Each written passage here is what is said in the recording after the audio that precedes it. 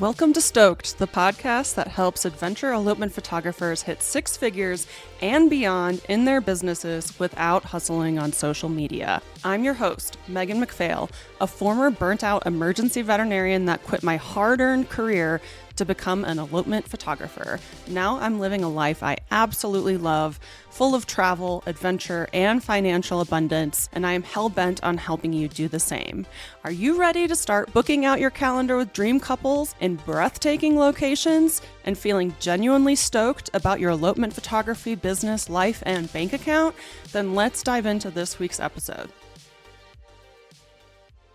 Hey, it's your host, Megan McPhail. And your co-host, Todd Reedy. And today we're talking all about how to make six figures as an elopement photographer. And of course, this is a topic that I could write a textbook about and could take it in a million different directions. But today we're going to be talking about grossing six figures versus netting six figures and kind of like explaining some of the confusion about these terms and also why I focus so heavily on hitting six figures as an elopement photographer. I always hear people complaining about educators that market to people about hitting six figures. Have you seen that?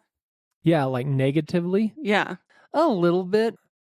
You're not as active on Threads and stuff like that, but like, you know, Threads is kind of, I need to just delete that app because it's kind of toxic and I see things that get me all riled up sometimes. And one of those things is like people complaining about educators who are like, oh, they always talk about six figures. But I want to explain why six figures is so prominent in my marketing and like how to hit six figures and why that's a really important benchmark.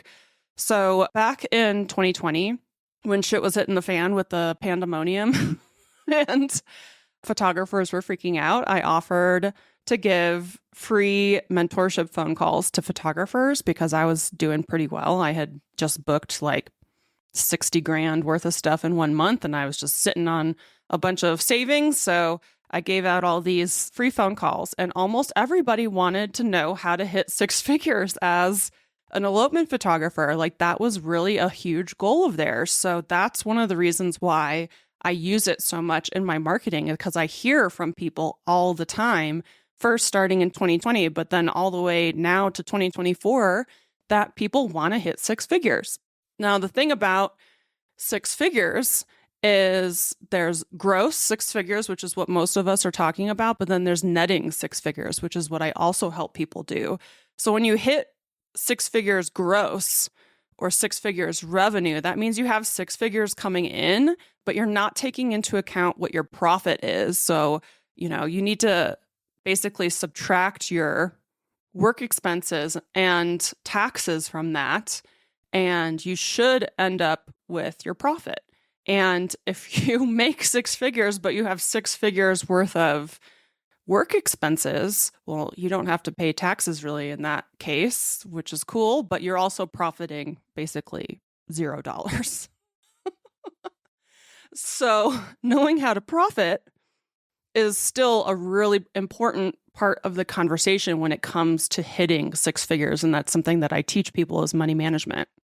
Yeah, and like I think if we step back from like this little niche that we're all in of elopement photography, I think that the six-figure mark is just kind of a general like milestone, I guess, in any career. I know when I was finishing up grad school, I had in my head that my expectation was a salary of six figures. And that was just kind of the going rate at the time. Granted, that was like more than a decade ago with an advanced degree in engineering. But I think, yeah, it's just like it's a good round number that's probably a stretch goal for most folks across like the board. But in entrepreneurship, especially in a new business, like hitting six figures, I think would be a good stretch goal. And it's attainable. So yeah, I think it's just a good round number to start with. It means things are working. Yeah. And that you're sought after, you have your finances in place, you have your expenses under control. Like, yeah, I think that's, again, a good thing to strive for. Like, it's a good a number as any, especially in this economy. And in 2024, when this is being released, I think that seems like an appropriate number to live a really, really good lifestyle. Yeah. I mean, I remember when I made $126K 1 year as an emergency veterinarian, and I was working my ass off, like 60-hour weeks, picking up extra shifts, totally burnt out. I think I paid like 40 grand in taxes that year somehow. And my quality of life was crap. And then 2020 comes around. That year I made 138K gross from elopements. I can't remember what my profit margins were. I think like according to my taxes, it was like 50K or something because I wrote off everything under the sun. But my life was good that year, like I had a great quality of life that year, despite COVID and all the craziness and like my anxiety from that and stuff. But like as far as my work-life balance and my income and stuff, I had a really great year. So 6 figures is always what I'm helping people to get, because really if you hit 6 figures, that means everything is really kind of in place. The puzzle pieces have come together. Like things are just working. You're getting inquiries, you're getting bookings, your prices are probably high. There's still some troubleshooting probably to be done. But it's important to talk about the profit margins as well, because ideally you want to be profiting about 50% of what you make. And now in the beginning of your business, you might be profiting 0 because all of your money is going towards gear and education and style shoots and like whatever else you have to do to build your business. It's going to be lower. But the goal is to get up to 50% is going into your pocket. So 50% of your revenue of whatever you're making goes to you and the rest goes to taxes and your business.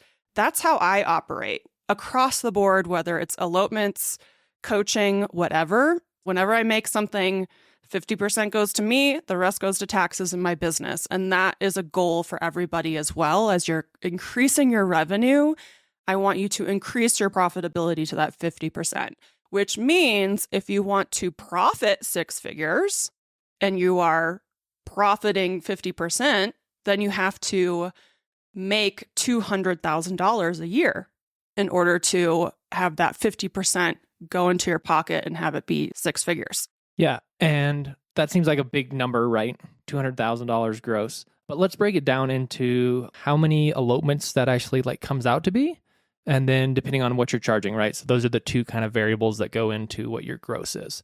So a few examples may be we're shooting for 200,000 gross. If you shoot 30 elopements, you have to charge $6,666. Which is like what people are charging in the mastermind and pretty much what I recommend people charge. Yeah. And 30 is like, that's a solid year, right? Where you're doing, I mean, not every weekend, thank goodness, but that's 30 elopements out of a 52-week year. That's a full-time job. Another quick round number would be if you want to shoot less than that, say you're more established, to hit $200,000 gross, you have to shoot 20 elopements at 10K. Right? So that may be a little bit scary of a number. But still doable. But doable, yeah. So reduce workload, but charging a lot more. So those, again, kind of just 2 data points to kind of think, how am I going to make 200K in a year? And if you're just like, I don't even want to think about 200K right now, I just want to hit 100K and profit 50K, then we're looking at, you could book 20 elopements at 5K to hit 6 figures. And I always help people work up to 5K as quickly as possible, because we've done hundreds of cost of doing business worksheets at this point with photographers. And when you put in everything that you need, like all of your subscriptions and travel and everything else, it almost always says that you need to be charging 5K or above to be profitable in your business. So again, like hitting 5K is not super hard. I mean, I know a lot of you probably like, oh, that sounds crazy, but people do it really regularly in the mastermind. And then from there, it's just getting 20 people a year to pay you 5K. And then you're hitting 6 figures and profiting 50K. And you can have a pretty good life at 50K because, yeah, your business is paying for your travel and some meals and stuff like that. So yeah, it's just a pretty good life at that 6-figure mark. Yeah, a couple other quick numbers I'll throw out because I'm a data guy. So since I started High Alpine Films, which is obviously no longer around, I track all this stuff, and so does Megan. So over the course of like 3 years, I was averaging per elopement about $800 of expenses per elopement. So that's outside of all my overhead, so all my subscriptions, all my, monthly or annual fees, basically just to shoot an elopement was about $800 expense. And a lot of those were traveling with Megan, who she covered a lot of the travel. Yeah. So Hazel and Lace paid. yeah, for travel when I shot with her. So far in 2024, Hazel and Lace, our traveler expenses are about $2,000 per elopement. And that, again, is for elopements that I think 4 out of the 5 have needed airplane tickets and extended stays at hotels or Airbnbs. But yeah, $2,000 is just going out the window to actually get work done for those elopements. So you got to be charging obviously a lot more than that if you want to take home a profit. Yeah, and that's also why some of the most profitable elopement photographers are ones that are not traveling for all of their elopements and are actually shooting more local stuff where they can stay at home or they don't have to drive and fly and rent cars and eat meals out and stuff like that. So some of our most profitable elopement photographers that we've coached are sticking close to home. And sometimes the homes aren't that exciting. Like it's the DC area or Michigan, it doesn't always have to be someplace really cool like Colorado or something. So there's always a bigger conversation when it comes to hitting 6 figures, whether you're grossing or you're netting 6 figures. There's a bigger conversation about that and understanding the money management side of things and how much money should be going back into your business and how much money should be going to your pocket and how much money needs to go to taxes. That's a huge part of being an elopement photographer because you could easily spend all of your money or even be paying to shoot elopements and just have like a really expensive hobby where if you just clocked into Starbucks 20 hours a week, you'd be making more money than your elopement photography business. So money management is one of those things that's not super exciting and sexy, as Todd likes to say.